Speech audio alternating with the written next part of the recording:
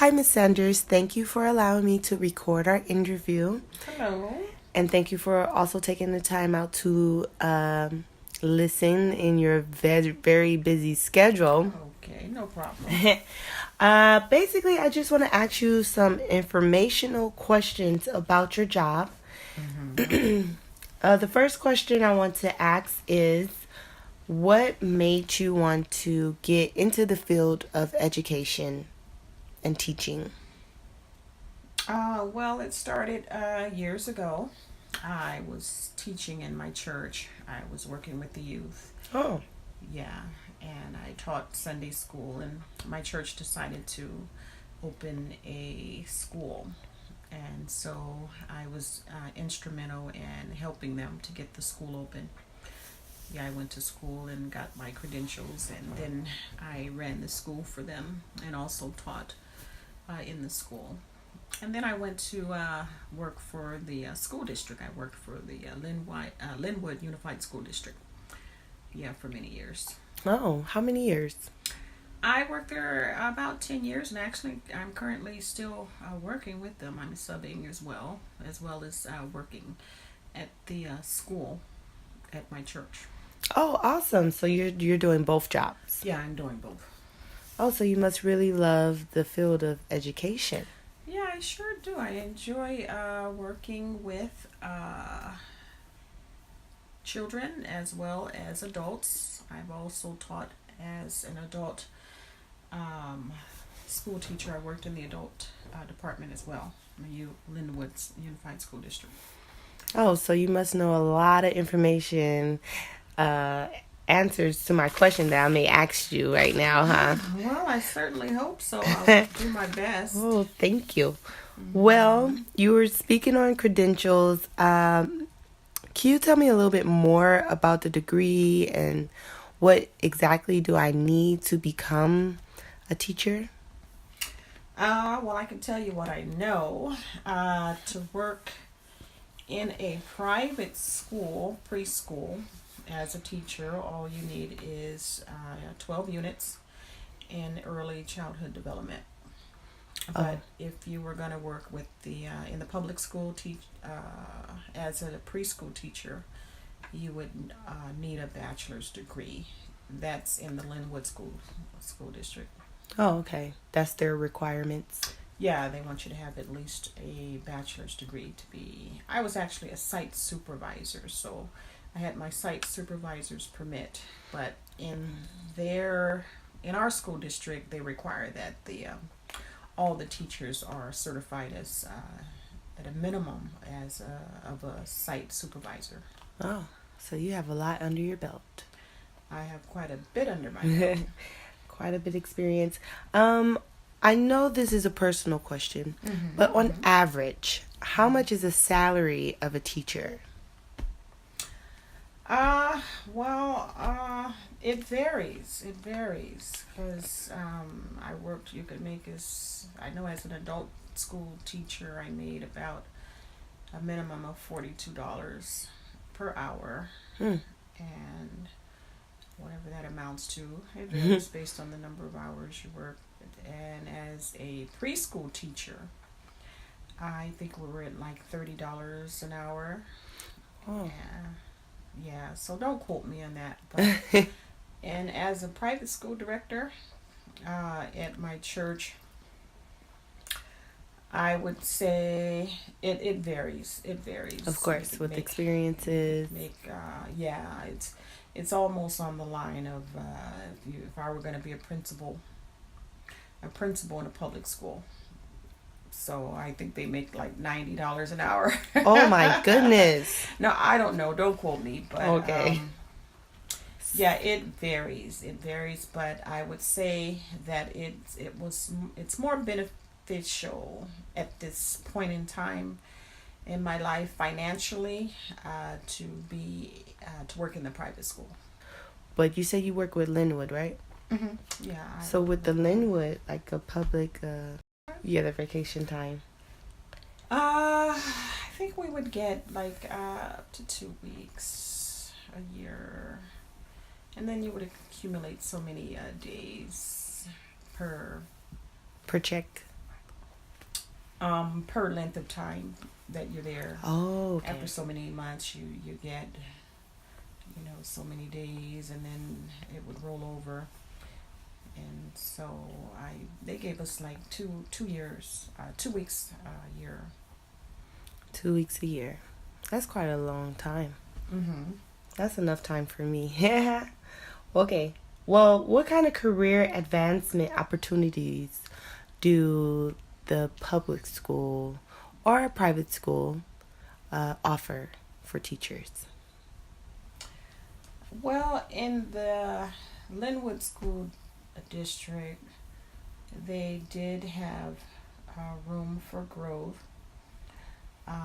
We were allowed to advance to specialists. They called them specialists, which is similar to like a director, but it's like below a director. So you can advance to director, um, and then they have various office positions that you can advance Oh, to okay. as a secretary or as assistant director, and then you can also advance to being a director over the entire department, Oh, and go up to administrator just different if it levels. becomes available. Yeah, if the jobs become available. But in the private school, there's room for growth because the private school, it just depends. You can open your own school if you want. You can open your school in your home. You can go out and lease a building and open your own school, set your own salary, you know, Mm. as the director. So you can go from teacher to administrator to director to opening your own school. Oh, So, which is yeah. that's interesting. Well, what do you find most exciting about being an educator? Well, what I find exciting about being an educator is that I enjoy, most of all, it's a rewarding experience. I enjoy teaching, and just the most rewarding part about it is that seeing the children learn and to grow up and become successful, and to see the benefits of what you have taught them, that they've applied it to their lives and they've grown up to become a success in their Right. life. So I've had some students who have started out in our school because I have a background in music. I was able to teach them how to sing, basically. So it's just And rewarding. yeah, and so now they're like 30 years old and they're like celebrities. Mm. We have one kid that went to, he made it all the way up to as the third runner up on the TV show on the American Idol. So he was a contestant Wow, there. really? Yeah. What was his so, name? His name was Jacob Lusk. I don't know if you heard of Oh, Jacob. yes. I do Mhm. remember him. And we have some students who has grown up to become professional models. So Jacob Lusk went to this school right here. Yes, he went to my school. I was his teacher, Oh, wow. and he attended my class. He was 5 years old, and so I asked him. I said, "Hey, Jacob, would you like to become he had an interest in singing. I was a music and television producer at that time, and Mm. so I would allow the kids to get together and to make songs and that kind of thing, and then we would, you know, play the songs on the radio." Oh, I can tell you really do enjoy working with children. Yeah. I really do. I really enjoy working with the children. It's a very rewarding experience. It's a great feeling. It just brings joy to my heart, to see the children flourish, and develop. It's great. It's great. Oh, awesome. What skills do you have that you would suggest that helped you the most in this field? Well, what helped me the most in this field is I'm a business minor in college. So all of the classes that I took in business were very, very helpful to me in establishing the school, for my church, and also just having the ability to teach, because everyone that wants to teach, it doesn't mean that they can teach. Because if the child is not learning, or the person that you're teaching is not learning and understanding what you're teaching, then if they're not learning, then that means that you did not teach. So I'm glad that I was blessed by God with the ability and the gift to be able to teach. So your skill is being able to get through to children to understand what you're teaching. Well, not just children, adults, Okay. Teenagers, it doesn't matter. Just whoever, I decide to teach something, they will learn, because I have the gift of teaching. Mm. That's a wonderful skill to have. Yeah, it definitely is a skill, because you can do more damage to someone or to a child than good if you don't know how to present what you're trying to teach. You can confuse them more than being able to explain what they need to know or learn. So Okay. all teachers, all people who claim to be teachers aren't teachers. That's my philosophy. And then you hear it a lot. And then when you'll learn in your classes that you take, if you do decide to take some child development classes or teaching classes, your teachers will, explain it to you on how important it is, to know how to gather your information and put your information in order, and meet your objectives, and your goals, in Right. teaching. Being organized. Yeah, I can see how all that is put together to help with education. Something I need to work on myself. Can you give me one positive aspect of your job? My job as a teacher? Yes. Well,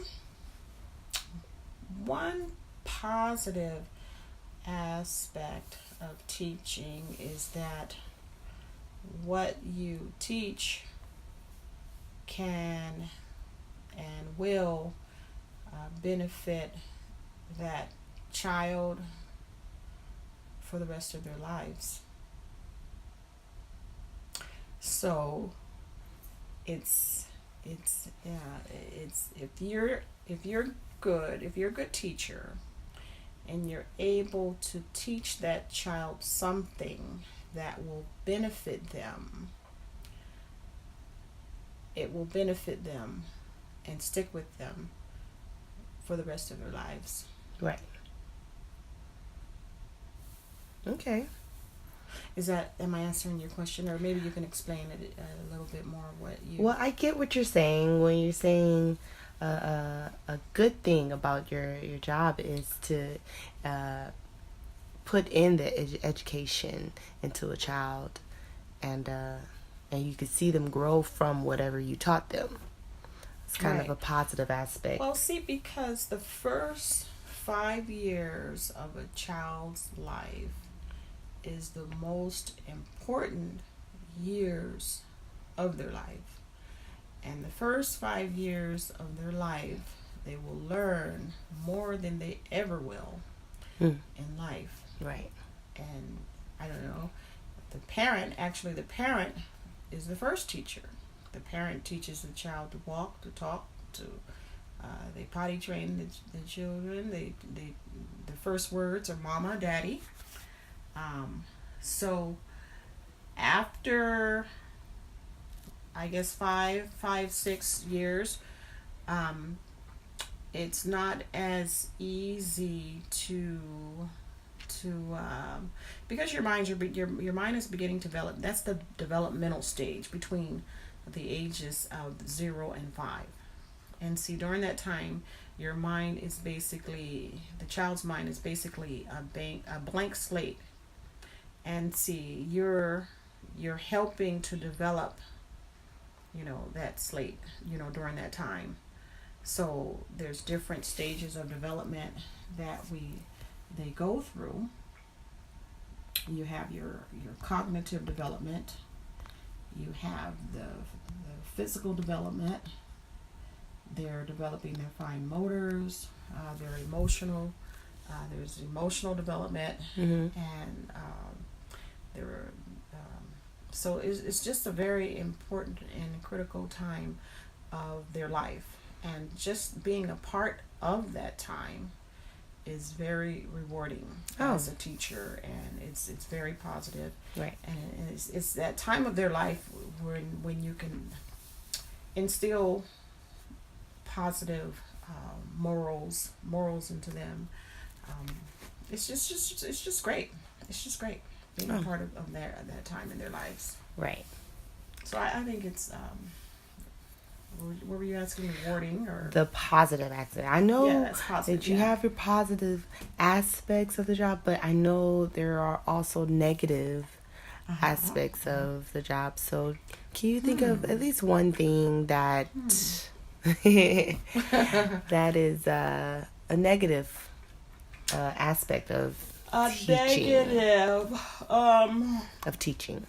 Well, a negative aspect, what I would say, is getting the wrong teacher that doesn't know how to teach, and having that child to be under the teaching of that teacher, because you can do a lot of harm and a lot of damage to a child.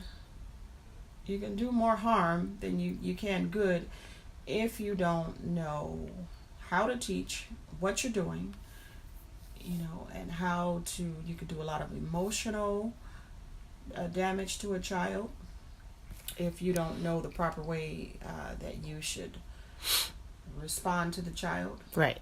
Yeah, you can do, most of all. And if you don't know how to present your lesson, in an age appropriate way for that child, or basically if you just don't know how to present a lesson, you can confuse the child. Right. And the hardest thing to do one of the hardest things to do, not for me, it's hard to undo something that someone has done. So if you have confused a child and this and that, and to have to come behind a teacher that has been of a child that has been damaged emotionally, maybe yelled at, maybe they have problems at home, blah blah blah blah. Those are the negative aspects. You get children that come from all backgrounds. They're having you get children that come from abusive parents. You get children that are emotionally disturbed, from being victims of neglect, child abuse, battered parents, and So just to kind of work with that child to undo It's like a lot of different some of the personalities. things that they're going through emotionally, Mm. it makes it it makes it hard. So you have to come back, to be that. Uh, I wouldn't Crutch. say psychiatrist, but I would say that mediator in between what's going on with them at home, and then they come to school and they have to deal with their peers, and then you have to kind of like be the mediator because their peers, they don't know what that child is experiencing at home. So they may come to school and get bullied, or they may come and lash out and show signs of aggression, at school, but and not understand why. So you have to be able to assess that child, assess their home life, and assess, what that child might be experiencing emotionally. Mm. But if that child runs into the wrong teacher, and then that's not very patient, not very understanding, then he could or she could compound the problem that child is having. So the teacher comes back and they see that the child is acting out, maybe having emotional problem. Maybe they just got out the car and got yelled at or got spanked by their parent, and then they come in and they're emotionally upset. And then the teacher comes behind and what's wrong with you? The wrong teacher Mm-hmm.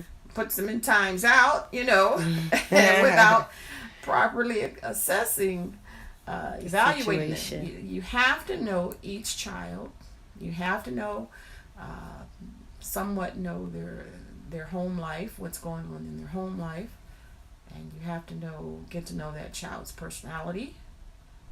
To know, what are the positive uh, sides and the negative sides, and be able to know and observe to see if that child is having a good day, bad day. Is this that child, or is this the way he is normally, or is he going through something, emotionally, or maybe he just is having a bad day. So it has its negative sides to it. So you have to be well rounded.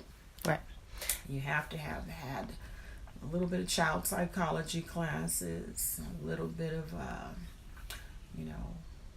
all sorts of classes. So you have to be well based as a teacher. And the worst thing and the hardest thing that I've found is to get a teacher that has no experience, no credentials, no understanding, and that's the negative side. So That's coming from a director's point of view, right? that's coming from. Well, you get, even in the public school, you get some assistants that doesn't have any experience, but usually in the public school, a lot of the even the assistants are they're qualified. They're well overqualified for the positions that they're in. A lot of them the assistants are qualified to be directors. But in private school, you pretty much have to hire and train staff, because we can't compete with the public schools salaries. Mm. So it's difficult to get a highly skilled, qualified teacher to come and work on a private school's teacher salary. So I would say, as a director, it's more beneficial to run a private school than it is to work as a teacher in a private school. Mm. I see. uh, Well, that was a couple of things. I'm sorry. The more the better. It's okay. I don't mean to be rambling. No, you're fine. The more the better. The more information I need Yeah. for pursuing this career. Well, yeah, you definitely have to have a passion for working with children. Of course. And I also know you need a lot of patience. working with children. Definitely. Well, besides the negatives and the positives, we're almost done. Just maybe one more question. Oh. What are the fun activities that you guys do here at this school? Like any field trips or things Well, in school? well, in this private school or even in public school, we try to make every day-to-day activity fun and exciting. Because learning it should be fun, especially for children. So it doesn't matter what we do, it should be fun. When we do music, it should be fun and motivating and exciting for children. If you're working on math, you should be energetic, motivated, and exciting to make it fun for the children. Because if it's boring for the children, you will lose their attention, you lose their interest, and they might not even want to come to school. So everything you do with children should be exciting and fun. We have field trips. We go to the museum. We go to the zoo. We've done that already. If you're doing art, it should be fun, exciting. So everything. If you're outside playing, your center should be set up outside. You should have plenty of activities for the children to do outside. Mm-hmm. Balls. You should have the house area. You should have art activity going outside. The same thing that's indoors. You should have books for them to read outdoors as well as indoors. So bikes, so everything. The way we do in the public school is we have everything that we have indoors, we have outdoors. Every interest center that we have indoors, we have it outdoors. We have the library area, we have the art area, we have the block area, we have the manipulative areas. Sounds pretty fun here. Yeah. So I have extensive, great, tremendous amount of training, that I've obtained over the years, as well as they put us through a lot of training in the public school. So I also worked as a LA teacher, as well. So we were always in trainings. And so we had to have the same thing indoors that we have outdoors, and it should be fun. The whole day-to-day activity must and should be exciting and fun for children. Right, because that's all about education. Writing, you have painting. Everything Should be outdoors. That's awesome. As well as indoors. Well, I just want to thank you again for taking the time out to help me with my assignment. Thank you so much, Mrs. Sanders, and this was great. Oh no, you're welcome anytime.